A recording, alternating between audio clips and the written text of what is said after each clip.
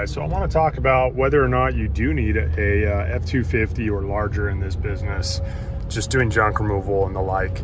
So I'm going to say you definitely do not, unless you're doing very much work with dirt, rock, or heavy material.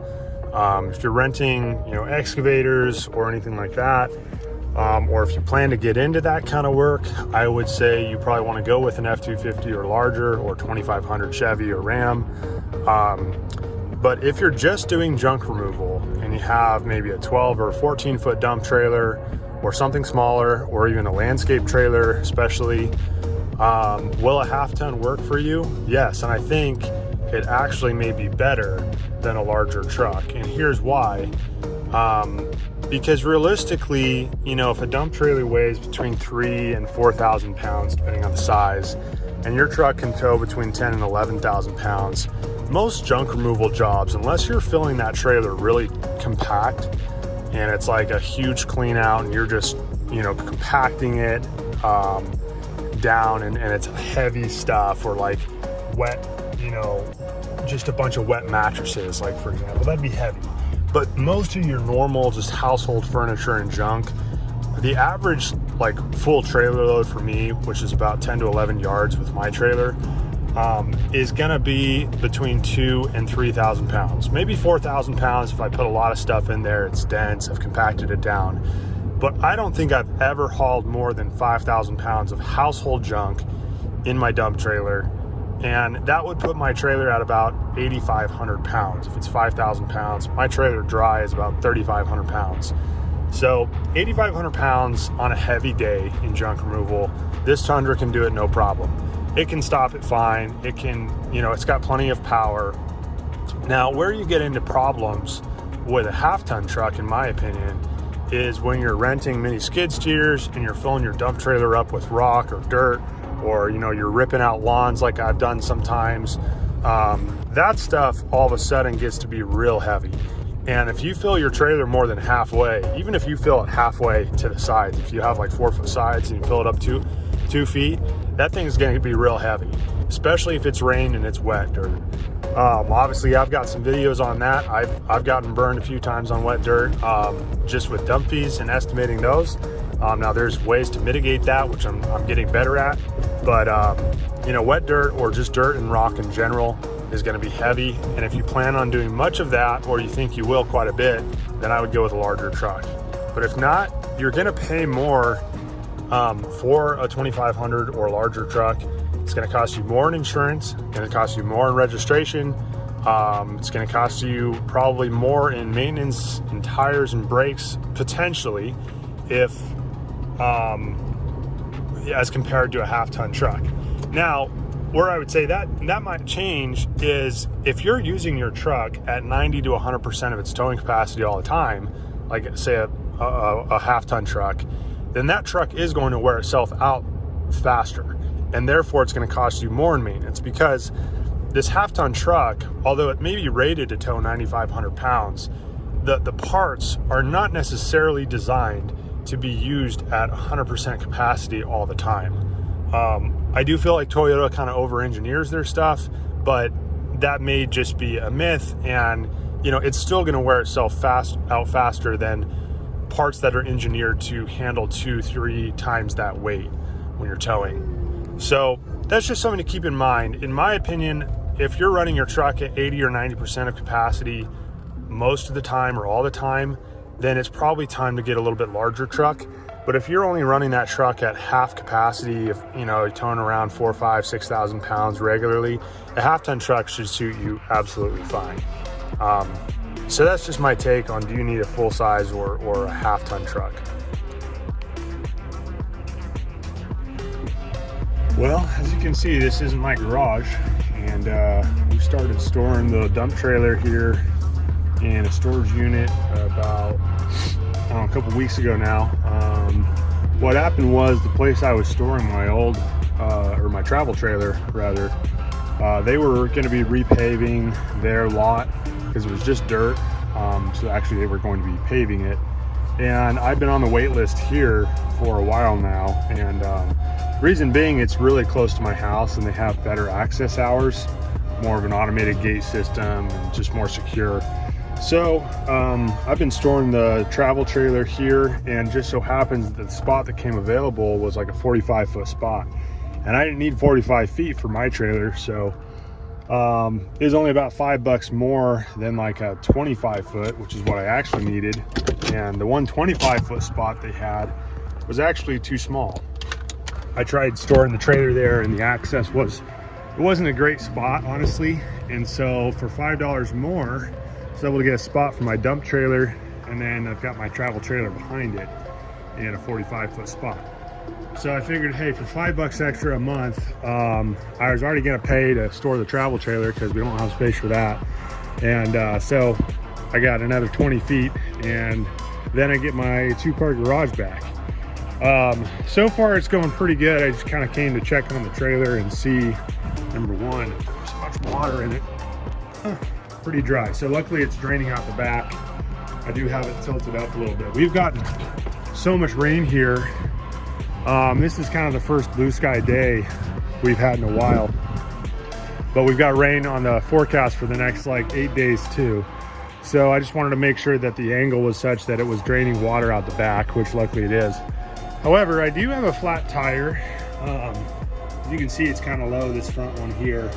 And so I will be changing that out, and I don't know if I'm going to put 12 plies on, or rather 14. I think these are 12. But I've heard that they are much firmer and resistant to punctures. So I may upgrade the tires, but I don't know, we'll see. Right now we're rocking with the Tundra. And guys, I will say I do love my ARE shell. I had that soft top around here before, but now this is kind of my cardboard recycling, and my dog lays here, might take him to the vet. But I got the dog screens so I can give him some nice ventilation. Got the LED light up here so at night I can see back here. And then of course I got the deck drawers, which right now are pretty much empty because all my tools are in the other truck.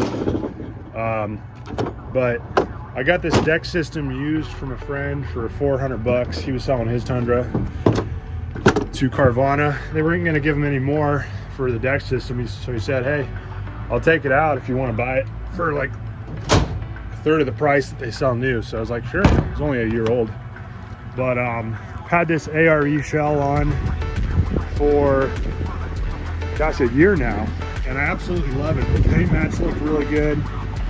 Did a good job on that. The tint all matches, and then it gives some nice airflow when I am towing a trailer, which now I don't do a whole lot with this truck, but I think it's a good look on the truck. What's nice too is that with that high roof, you can still fit quite a bit of stuff back there, even with the deck system going up to about where that tailgate latch is. So anyways, this truck is doing great. Absolutely love my Tundra. I've got, what is it, 111,535 miles on it. Only little upgrades I've done are the lights that I put on. So these are literally $35 Amazon lights. Came in a 4-pack. The other two though I took off. And I had to shop wire that up with a switch.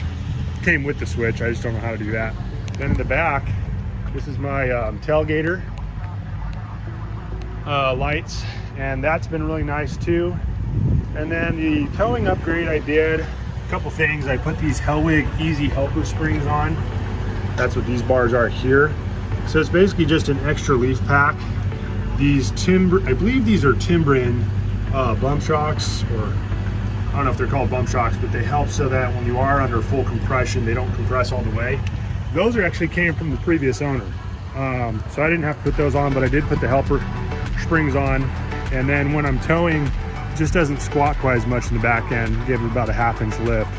So I think with the weight of the camper shell on it and the tools when it's heavy and or a trailer, it really levels out nicely. Then the only other thing I've done, I put on these tow mirrors, which are eBay tow mirrors. I don't actually recommend them. The reason being, although they do give you more visibility, I put these bubbles on because the concavity of this is such that these bottom mirrors just aren't as good as like ones that come from a factory. I just cheaped out and did the eBay ones. I mean, they work well other than that, but with the bubble, it helps out. And then you can actually see I'm running a little bit bigger tire. I like to run these Coopers. So these are 275 70 R18 stock rims, so they're a little bit bigger. I just think there's no lift on this truck other than those helper springs, but I think they look really nice, and they do give me a bit more clearance underneath. I have taken this truck off-roading actually a fair amount for work and for play, and it works out really good. The double cab is nice. Say hi, Declan. I got some stuff to return, but now that I have a kid, honestly, with this car seat in here, you can see that the seat's all the way against it. I don't know if I'd get a double cab again. I like having the shell and the bed space with a 6.5 foot bed, but now that I'm a dad, I would rather have a bigger cab, because as he gets older, that'd be nice. And you'll see there's just not a lot of leg room here because this seat has to be up quite a ways. So you can see it's up well ahead of mine. That's just because of the double cab and the car seat. So it is what it is, but yeah, so far, I mean, this truck literally, I've done really good maintenance on it as far as like oil changes every 4,000 to 5,000 miles, synthetic. I'm gonna do spark plugs next, but I've done 2 coolant flushes. I've done 1 transmission flush at 75,000.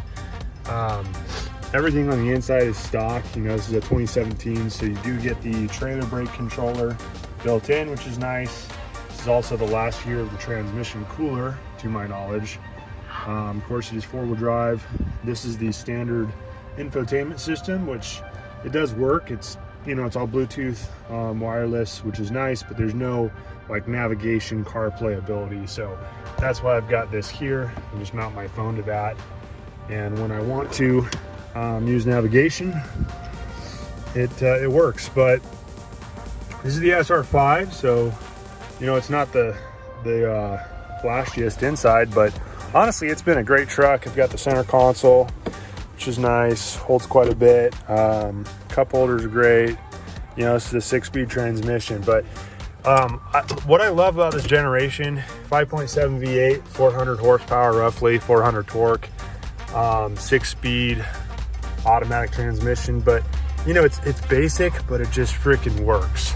I have had 0 electronic issues in this truck, and I bought this truck with 38,000 miles used. I paid $31,000 back in 2019, and now it's worth still about 19 or 20 grand. And that's with putting 70,000 miles on it. And, you know, I'm not selling it because, I mean, I've thought about it a lot of times. It is a gas guzzler. I do average about 13 miles a gallon. That's just literally driving to work and back. Part of its highway miles, but I just can't part with this truck. You know, it's been a good rig for me. So it's got the trailer brake controller. Maintenance actually not required. I just haven't reset it. But yeah, 13.2 is like my lifetime average, and most of that is not towing. A little bit towing, but most of it's not. So it is what it is, but it's been a great truck, guys. The Tundra, I really can't recommend it enough. If you're looking for a half-ton, I don't think you can buy a better truck. And these things are still super reliable. My friend's dad has one of these guys with, let's say it's over 250,000 miles. He just beats the crap out of it on his ranch in Texas, and uses it really like a work truck. And that thing still runs. His wife also drives a 2015 or 16 Tundra and beats the crap out of hers. And they're both running with well over 200,000, no problem. So, you know, they do go through brakes. But aside from that, I don't know, this truck is just darn reliable. So if you're looking for a Tundra, or rather a half-ton truck, I don't think you can go wrong with the V8 Tundra option.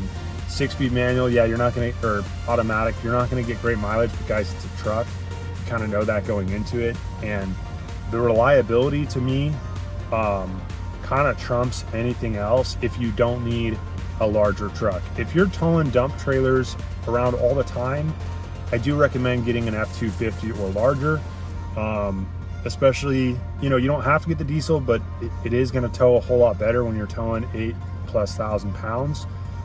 This truck is rated for about 9,500 pounds, and I've towed 11 with it once.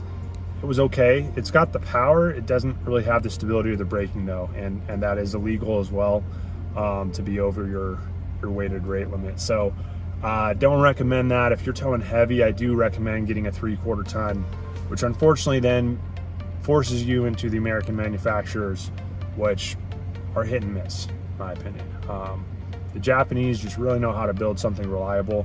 I can't speak for the newer Tundras. I know they have more electronics. They have the V6 turbo. You know, time will tell if that engine's a good one. But I can't recommend the V8 5.7 enough. Interesting story too, my mom actually has this engine and transmission in her Lexus LX 570. It's a 2011. Really, they didn't change that motor or transmission much at all. And she's got, I want to say 90-something thousand miles, absolutely zero problems in that. And that's full-time all-wheel drive in her vehicle, but same motor, same transmission, and it's been bulletproof reliable. So they're probably not going to sell that either, because they said they just don't make them like that anymore. And you have all that power of the V8, which is absolutely, it sounds good too. This truck doesn't have an exhaust. I've thought about it a lot of times because they sound really mean with an exhaust on them. But kind of a family guy, you know, my kid's sleeping in the back, I don't want a loud truck, so that's why I've shied away from it. But yeah, I do highly recommend this Tundra. So thanks for watching the videos. I'll catch you on the next one.